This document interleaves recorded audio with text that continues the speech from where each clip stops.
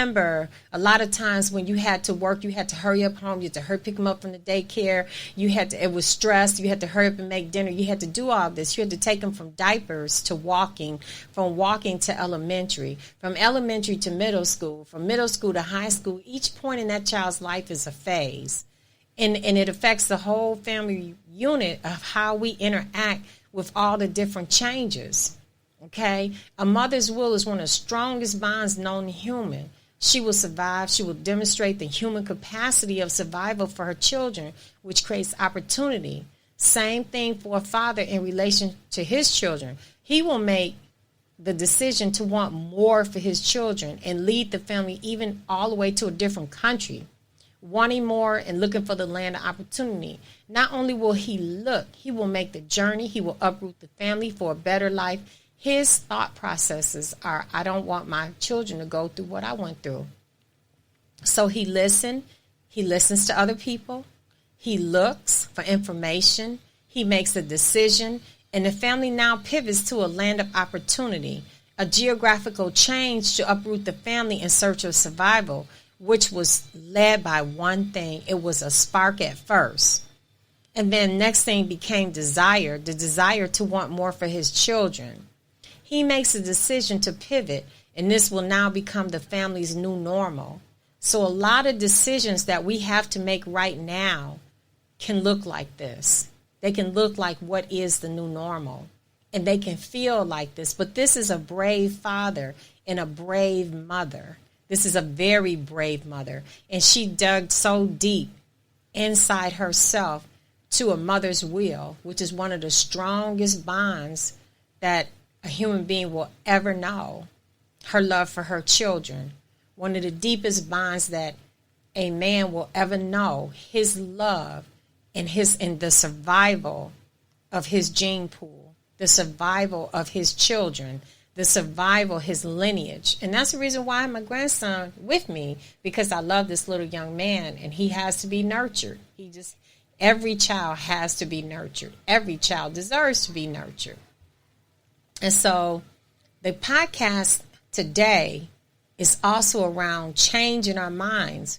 We are here because we're ready for change, but we're not just quite sure how to commit to a new life, to pivoting. Shouldn't be a scary word, and it shouldn't be a foreign concept, because it's our nature to change regularly. We just have to realize that this is in our nature. And this is what we do. We make changes every day of our life. Change is sparked by a decision. Change is sparked by a thought. Change is sparked by, ultimately, an action. Think about that. Think about what I just said. How is it sparked? Many of us have had to make significant changes. We all have varying levels of comfort with change and uncomfortableness. And most of us are reluctant to embrace it. And that part right there is totally understandable. Change is not something that is taught. Change is something that you experience.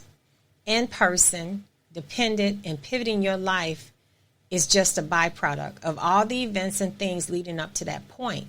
But it is easier said than done, and it's fair that you may be cringing at the thought of changing your lifestyle. When you're thinking about it, you're already starting the change.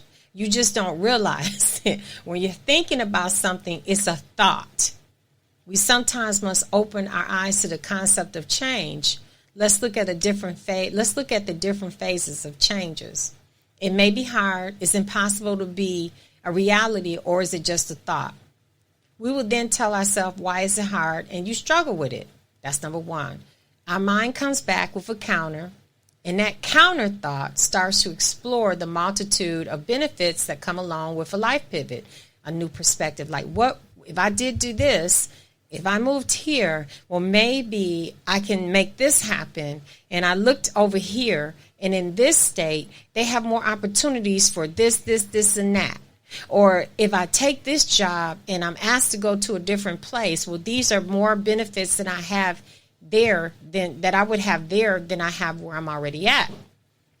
And so that's when we start to look at the multitude and look at the perspectives and the rationale behind the thought. Then there's a thought process. It's starting to calculate in our minds and our heads. And all of us have been through this. It's something that we do every day. Now we're in the phase of change, the reality of change, including when we should make a change and how we should make the change. The thought process has now changed to how and when. You see how that goes? It goes from a little bitty spark, a little bitty thought, a little bit of rationale. And then the next thing is, if I did do it, well, how would I do it? And when would I do it?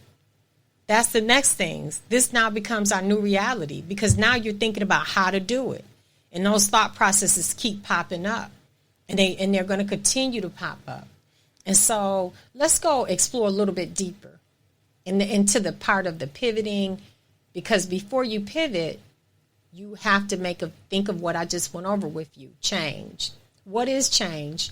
Did you know the word change is both a noun and a verb? And that idea can either scare you or thrill you. It can make you really happy or it can make you really, really scared, okay? Because it depends on what change is, okay? The reality is one of two decisions, whether you thrive in a new situation or you try to avoid this at all costs, okay? And that's the part of scaring you or exciting you, okay? You're scared because you want to avoid this at all costs. And then the other part is you are excited because you feel like I can really, really get ahead in life in this new situation. You must try to get comfortable with the concept of change. I can understand it's not easy. No way do we always feel like changing is going to be so easy, like I change my socks or my shoes or my pants or my dress. It's not that kind of change. It's a different change, okay?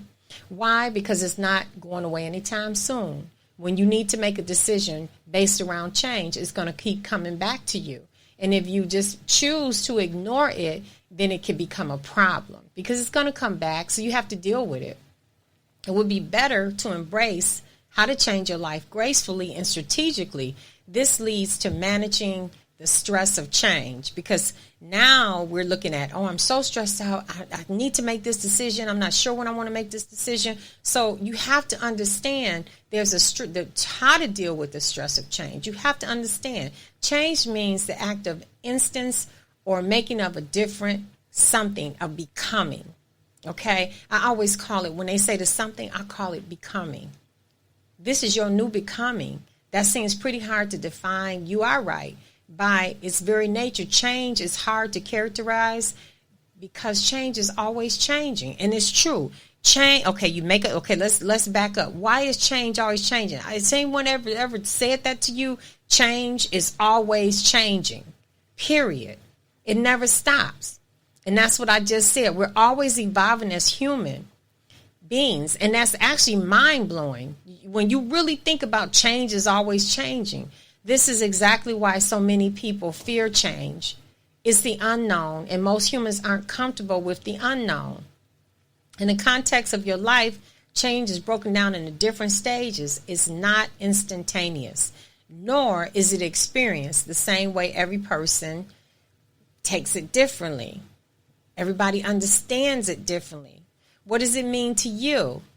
And so, because we're human beings, we never are going to look at everything the same all the time. Okay? Let's go back and back up a little bit about change is always changing. And I'm going to give you some examples of change always changing. Go to work, you have an assignment. Before you can finish that assignment, you have a brand new assignment. Change is always changing. But that doesn't mean it's an assignment that you know about. It might be something you have to learn about.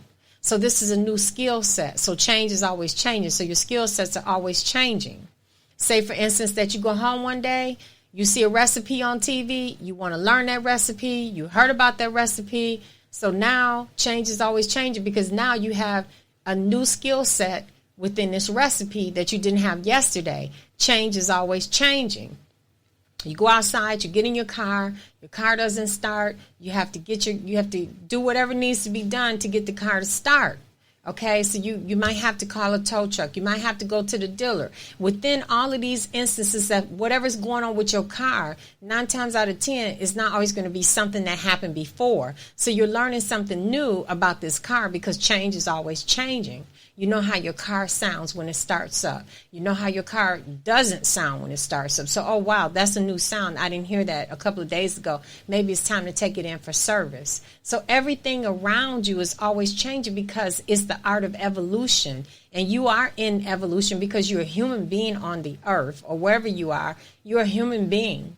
And so human beings are always changing. Everything around us is evolving consistently on a daily basis. Nothing is ever the same as it was yesterday.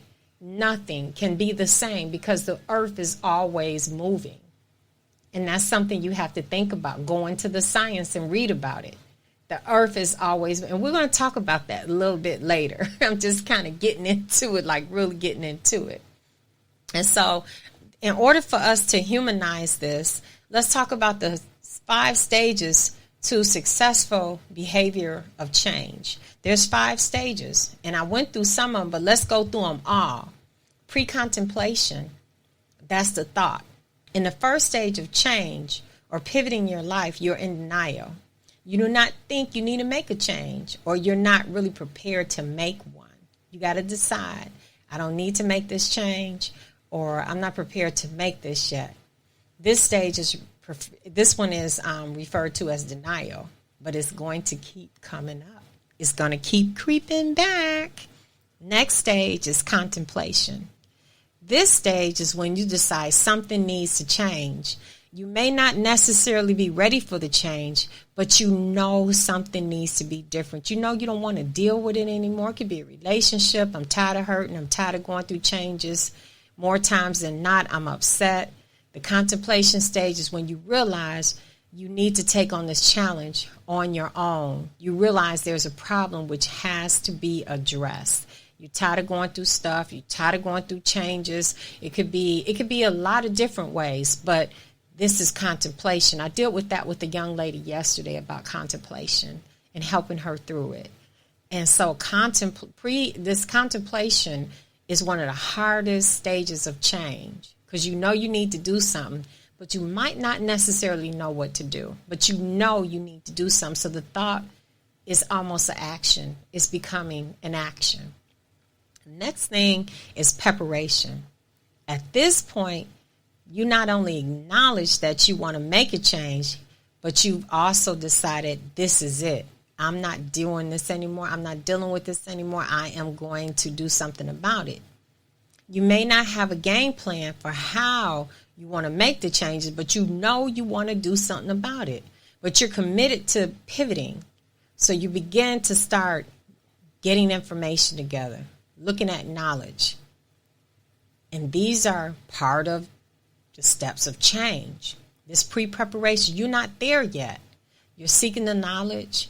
You're now entering to the stage of how. Okay, so how am I going to make this change? So here we go. Now the 4th step is action. This is the exciting stage when you're starting to put things into high gear. You're making changes. You're taking action. You're becoming actionable to ensure that your life is pivoting, because you know you have to do it, because you can't continue to deal with self. On this self, your subconscious mind is saying, we've been dealing with this long enough. We need to make some changes. What you gonna do?